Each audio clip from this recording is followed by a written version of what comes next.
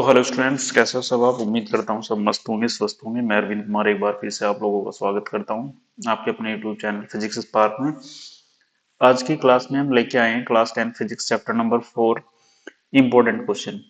Magnetic effect of electric current, जो class 10th का chapter है, उसके कुछ इंपॉर्टेंट क्वेश्चन हम लेके आए हैं जो बोर्ड के परस्पेक्टिव से बहुत ज्यादा इंपॉर्टेंट रहने वाले हैं। जैसा आप स्क्रीन पे देख सकते हैं, फर्स्ट क्वेश्चन हमारा दिया है। Assertion A, force experienced by a moving charge will be maximum if the direction of velocity of the charge perpendicular to the applied magnetic field। ये कह रहा है कि अगर हमारे पास जो फोर्स है, ये कह रहा है जो फोर्स होगा वो मैक्सिमम होगा जब वेलोसिटी मैग्नेटिक फील्ड के परपेंडिकुलर होगी। सपोज दैट हमारे पास ये मैग्नेटिक फील्ड है, इधर इस तरफ भी अंदर की तरफ मैग्नेटिक फील्ड है और ये हमारे पास वेलोसिटी है यहाँ पे। तो एक्चुअली ये एंगल कितना हो गया, 90 डिग्री। तो हमें पता है magnetic force is given by F M equal to Q B sine theta. बच्चों ये होता है थीटा 90 लेंगे, देन एफ एम हो जाएगा क्यू वी बी साइन 90, और साइन 90 की वैल्यू कितनी होती है बच्चों, 1। तो एफ एम कितना हो जाएगा, Q V B, which is maximum, जो मैक्सिमम फोर्स है। ठीक है। तो इसमें कह रहा है, और रीजन इसने दिया है, force on moving charge independent of the direction of the applied magnetic field. कि जो रीजन इसने दिया है, ये कहा है कि जो फोर्स होता है वो डायरेक्शन पे डिपेंड नहीं करता। अब आपको पता है, मैंने बताया कि जो मैग्नेटिक फोर्स लगेगा बच्चों, वो हमेशा क्या लगेगा, मैग्नेटिक फोर्स जो होगा वो हमेशा परपेंडिकुलर होगा किससे, फील्ड से। जो हमारी मैग्नेटिक फील्ड होती है बी, इसके हमेशा क्या रहेगा, परपेंडिकुलर। ऐसे जैसे अगर इस तरफ हमारे पास मैग्नेटिक फील्ड है तो ये फोर्स हमेशा क्या लगता है, परपेंडिकुलर लगता है। तो डायरेक्शन पे बिल्कुल डिपेंड करता है कि भाई कितना एंगल के साथ ये बना रहा है। तो इसका मतलब ये हो गया भाई, मैग्नेटिक फोर्स जो हो गया, पहली बात तो इसने सही कह दी, ये वाली जो है कि मैक्सिमम फोर्स जो लगता है वो थीटा किस पे लगता है, 90 डिग्री पे। तो ए तो इसका सही हो गया। लेकिन इसने कहा है कि रीजन जो दिया है, force on moving charge independent of direction, वो डायरेक्शन में डिपेंड नहीं करता, बट एक्चुअल में वो डायरेक्शन में डिपेंड करता है, जैसे यहाँ मेंशन किया मैंने। तो रीजन फॉल्स हो गया। तो ये देखो, ए तो ट्रू हो गया है ना, और आर रीजन जो हो गया वो फॉल्स हो गया, बिकॉज मैग्नेटिक जो फोर्स होता है वो depends on the direction of applied magnetic field, वो अप्लाइड मैग्नेटिक फील्ड की डायरेक्शन में डिपेंड करता है। So option C is correct, option C इसका करेक्ट होगा। ए तो सही है but R is false, R इसका फॉल्स है। उम्मीद करता हूँ बच्चों पहला जो फर्स्ट क्वेश्चन है हमारा वो समझ आ गया होगा। अब चलते हैं नेक्स्ट क्वेश्चन की तरफ बच्चों। क्वेश्चन नंबर 2 जो है हमारा, देख सकते हैं आप स्क्रीन पे क्या कह रहा है क्वेश्चन, इसको जरा एक बार रीड आउट करेंगे आप। देखिए बच्चों, ये क्वेश्चन कह रहा है हमारे पास में कि draw the pattern of magnetic field lines produced by A current carrying circular loop showing the direction of current in the loop and the direction of magnetic field lines। और बी पार्ट में कहा है state the rule which can be applied to know the direction of magnetic field lines in the above case। तो सबसे पहले case में magnetic field in circular loop. तो बच्चों ये कैसा होता है, सर्कुलर लूप में इस तरीके का मैग्नेटिक फील्ड बनता है। देखो जैसे इसमें दिखा रखा है, डायग्राम बनाया मैंने ये। तो इस डायग्राम में आप बच्चों देख सकते हैं कि किस तरीके का जो होता है पैटर्न बनता है। तो इस तरीके का पैटर्न बनता है बच्चों, ये देखो यहाँ पे क्या है, सर्कुलर बनते हैं एंड्स पे, देखो सर्कुलर बनने और बीच में से बिल्कुल यूनिफॉर्म होते जाते हैं। तो ए में क्या, these are circular at the ends. देखो जो इसके एंड्स है ये वाले, इन पे क्या है, सर्कुलर। यहाँ भी इसका एंड है बच्चों, ये देख सकते हैं आप, यहाँ पे भी सर्कुलर है और यहाँ पे भी सर्कुलर है। ठीक है। Inside the loop strong inside, जो इसका ये इनसाइड वाला पार्ट है बच्चों, ठीक है, इसमें क्या है, इनसाइड में ये होता है स्ट्रॉन्ग। क्या होता है बच्चों, यहाँ पे देखो स्ट्रॉन्ग। जितनी मैग्नेटिक फील्ड लाइन पास में होंगी, मतलब जैसे मैग्नेटिक फील्ड लाइन जितना पास होंगी बच्चों, वहां पे क्या होता है, मैग्नेटिक फील्ड स्ट्रॉन्ग। और जितना दूर होंगी, जैसे दूर है तो यहाँ होगा वीक। आ रहा है समझ। तो इस तरीके से अब ये कह रहा है बी पार्ट में कि कौन सा रूल इस पे लगाते हैं हम, जिससे आप बता पाएंगे। तो इसमें राइट हैंड थंब रूल लगाया जाता है, जो डायरेक्शन को कैलकुलेट करने में काम आता है। जैसा आप देख सकते हैं बच्चों, ये राइट हैंड थंब रूल होता है। करंट की डायरेक्शन जो होता है, हम अपनी जो फिंगर्स होती हैं उनको कर्ल करते हैं किस डायरेक्शन में, जिधर मैग्नेटिक फील्ड होता है। देखो सर्कुलर है तो इस सर्कुलर में ये इस तरफ इसमें करंट जा रहा है, तो उसके अकॉर्डिंग हम इसको बता रहे हैं। ठीक है। ये ऐसे फिंगर्स हमारी घूमती हैं in the direction of magnetic field. और ठीक है, और ये जो हमारा थंब होता है ये डायरेक्शन को बताता है किसकी, करंट की डायरेक्शन को। देखो जैसे करंट की डायरेक्शन ये बता रहा है यहाँ पे। ठीक है। तो इस तरीके से हमारा क्वेश्चन नंबर 2 कंप्लीट होता है। उम्मीद करता हूँ बच्चों समझ आ गया होगा। क्वेश्चन नंबर 3 है, read the following text carefully and answer the question that follow. तो ये कह रहा है, an insulated copper wire wound on a cylindrical cardboard tube such that its length is greater than its diameter is called solenoid। उसको हम solenoid कहते हैं। When an electric current is passed through the solenoid, it produces the magnetic field around it. The magnetic field produced by a current carrying solenoid is similar to the magnetic field produced by the bar magnet। The field lines inside the solenoid are in the form of parallel straight lines. The strong magnetic field produced inside the current carrying solenoid can be used to magnetize a piece of magnetic material like soft iron when placed inside the solenoid. The strength of the magnetic field produced by a current carrying solenoid is directly proportional to the number of turns and the strength of the current in the solenoid. तो बच्चों एक statement दिया है इन्होंने, case study है, तो ये हमने पढ़ा है। अब इसमें कुछ क्वेश्चन इन्होंने दिए हैं बच्चों, क्या कह रहा है? First question, what would be the strength of magnetic field inside the long current carrying straight solenoid? जो हमारे पास स्ट्रेट सोलेनोइड होती है उसके अंदर जो मैग्नेटिक फील्ड होगा उसके बारे में इसने पूछा है। तो बच्चों ये हमारे पास फॉर्मूला होता है B equal to mu naught I. तो स्ट्रॉन्ग एंड यूनिफॉर्म होता है magnetic field inside the solenoid, जैसा आप देख सकते हैं। ये हमारे पास सोलेनोइड के अंदर हमने दिखा रखा है यहाँ पे। तो ये जो सोलेनोइड है देखो, ये फील्ड लाइन इसमें बिल्कुल पैरेलल पैरेलल जा रही है, ये जैसे आप देख पा रहे होंगे इस तरीके से पैरेलल जाती है। तो बीच में क्या होता है? यूनिफॉर्म होता है और स्ट्रॉन्ग होता है, स्ट्रॉन्ग एंड यूनिफॉर्म। कहाँ पे? बीच में। देखो ये जो बीच में मैंने दिखाया है यहाँ पे, इसमें पूरा एरिया में इसमें, तो इसमें क्या है? ये पूरा क्या रहता है बच्चों? ये पूरा स्ट्रॉन्ग रहता है और यूनिफॉर्म रहता है। क्वेश्चन नंबर 2 में कह रहा है which end is north end which end is south pole when current flows through the solenoid? कौन सा एंड सोलेनोइड का साउथ पोल होगा और कौन सा नॉर्थ पोल होगा, ये हमें बताना है। तो बच्चों ये इसका आंसर है if the current appears anti clockwise. अगर हमारे पास बच्चों करंट जो चलती है वो एंटी क्लॉकवाइज चलती है, मतलब ऐसे, तो उसको हम कहते हैं नॉर्थ पोल। तो बच्चों नॉर्थ पोल होता है। अगर ये चलती है क्लॉकवाइज लाइक दिस, तो ये क्या होता है? साउथ। तो बस ये इसमें बताना था सेकंड में। थर्ड में कह रहा है along solenoid carrying a current produce the magnetic field B along its axis if the current is double and the number of turns per centimeter is half, then what will be the new value of the magnetic field? ये कह रहा है कि current को double करना है और जो नंबर ऑफ टर्न्स है उनको हाफ करना है। तो बच्चों ये होता है B equal to mu naught N I.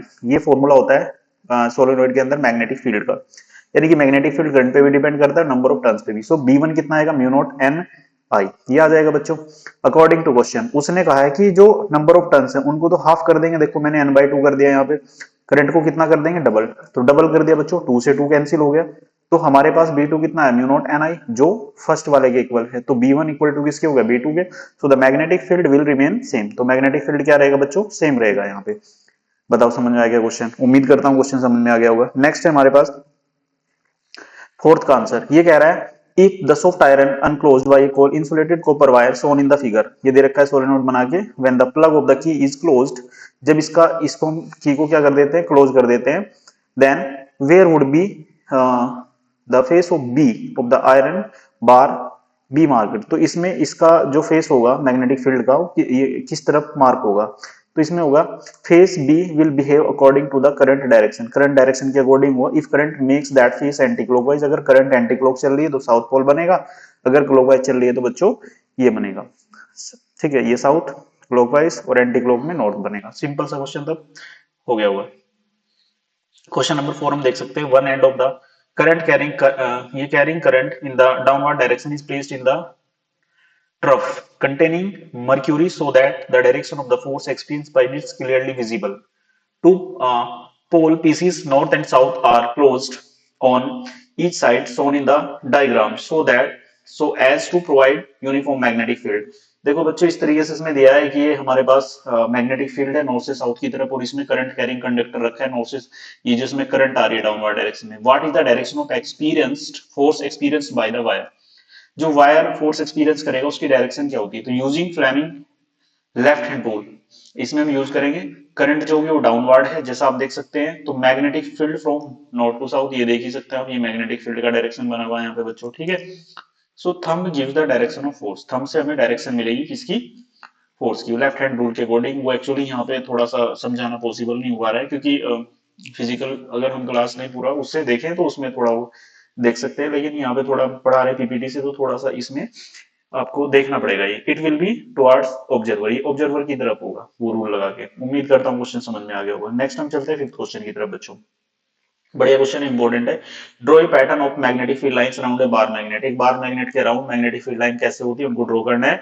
Mark the position of the north pole south pole and the place where the magnetic field is strong, वो पॉइंट भी बताने हैं जहां पे मैग्नेटिक फील्ड स्ट्रॉन्ग होगा। और बी में पूछा why do the magnetic field lines not intersect to each other, magnetic field line एक दूसरे को क्यों नहीं काटती है? तो फर्स्ट वाला है हमारे पास magnetic field around the bar magnet, इस तरीके की होती है, देखो नॉर्थ से निकलती है और साउथ में जाती है, जैसे देख पा रहे होगे आप, ये देखो है ना, lines emerge from north pole, north pole से निकलती है, enter in the south pole, देखो देख रहे हो आप साउथ पोल में एंटर कर रही है, तो strongest at the poles where the lines are crowded, जहां पर ये लाइन बहुत पास पास होंगी, देखो यहाँ पे लाइन बहुत पास पास है तो यहाँ पे स्ट्रॉन्ग होगा, इसी तरीके से इधर यहाँ जहां पास पास होती है फील्ड लाइन ही वहां पे मैग्नेटिक फील्ड जो होता है वो स्ट्रॉन्ग होता है बच्चों।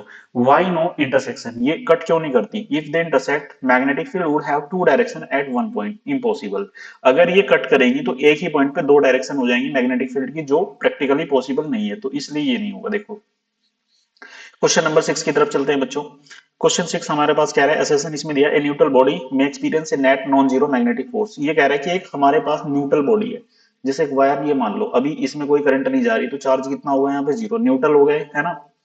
अब ये कह रहा है इसमें net non zero magnetic force, इसके ऊपर जो मैग्नेटिक फोर्स लगेगा वो नॉन जीरो होगा, मतलब जीरो नहीं होगा, ये कह रहा है। रीजन इसने दिया है the net charge on current carrying wire is zero, अभी तो उस पर चार्ज जीरो है। It can experience force in magnetic field, लेकिन जैसे ही आप इसे किसी मैग्नेटिक फील्ड, यानी कि ये मैग्नेटिक फील्ड है, इसमें अगर आप इस पे इसको रखोगे तो एक फोर्स एक्सपीरियंस करेगा F equal to Q V B sine theta, ठीक है बच्चों, तो इतना फोर्स एक्सपीरियंस करेगा। तो एसएसएन में क्या है? ट्रू, क्योंकि neutral body like current carrying wires experience force, बिल्कुल एक्सपीरियंस करेगा फोर्स, जैसे अभी हमने बताया।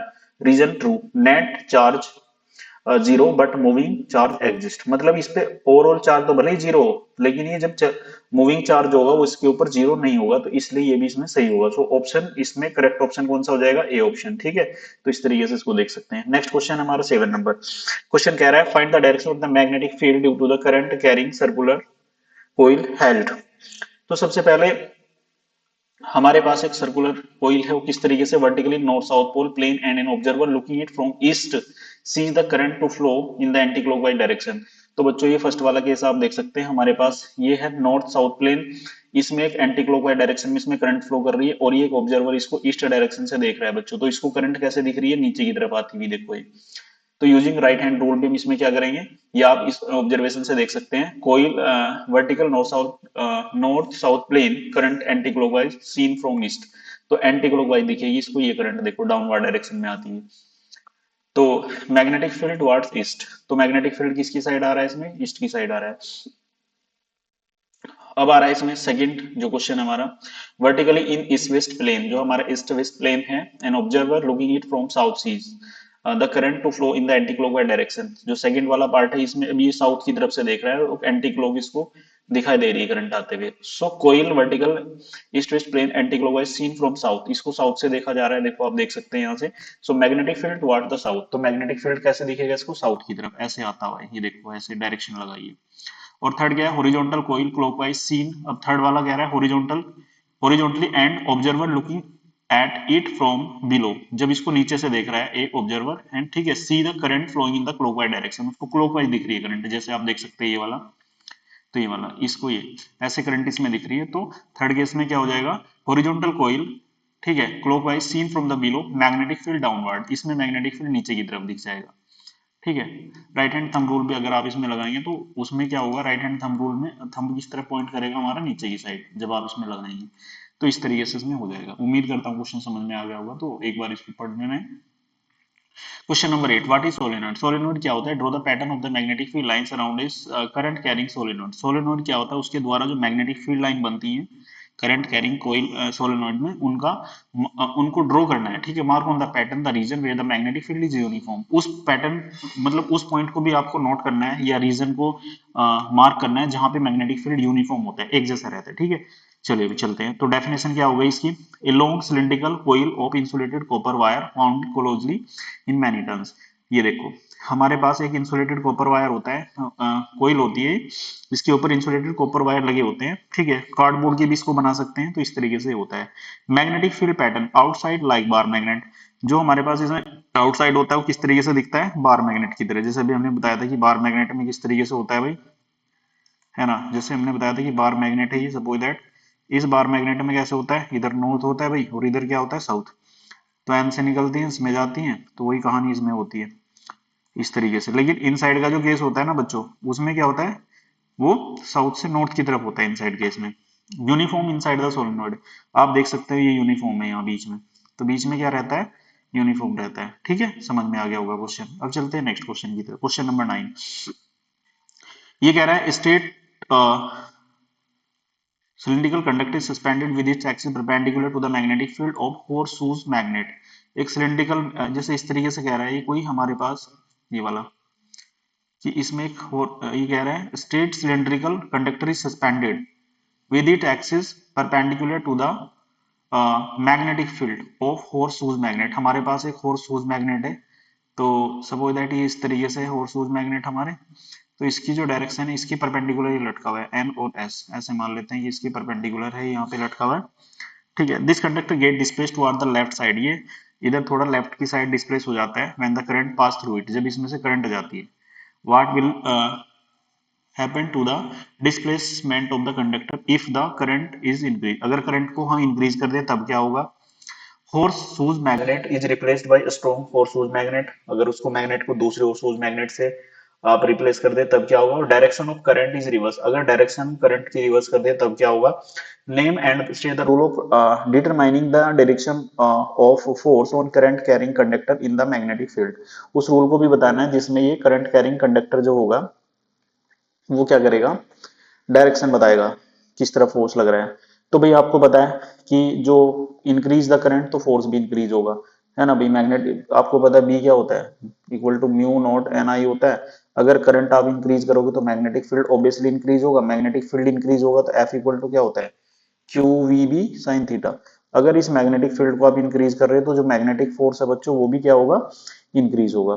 स्ट्रॉन्गर मैग्नेट फोर्स इंक्रीज, अगर मैग्नेट फील्ड को आप और बढ़ाएंगे तो भी इंक्रीज होगा, क्योंकि अभी बता दिया मैंने कि जो फोर्स होता है वो बी के प्रोपोर्शनल होता है मैग्नेटिक फील्ड के।